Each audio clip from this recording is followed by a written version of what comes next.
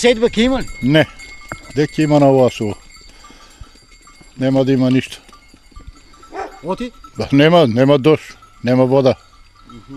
Од каде? Само фрли. Решение ништо, така ќе стои. Не вреди за ништо, нема што да зборам, бе, нема лошо е. Оти? Оти ништо не бива. За водата или што е? Општо речено ништо не бива више.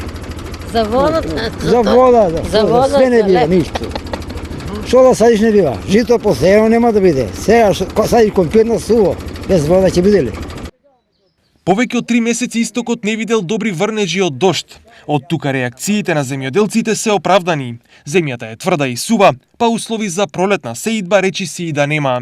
Иако подготовките за неа требаше одамна да бидат завршени, на најголем дел од нивите тие не се ниту започнати. За среќа смирувачки тонови пристигнуваат од водостопанство, од каде информираат дека и покрај сушата, браните Калиманци и Градче се речиси полни. Во моментов Градче има акумулирано 2 милиони литри вода, што е 95% од вкупниот капацитет. Во Калиманци има 95 милиони литри вода, а до стартот на наводнителната сезона се очекува овие количини да достигнат до 105 милиони литри.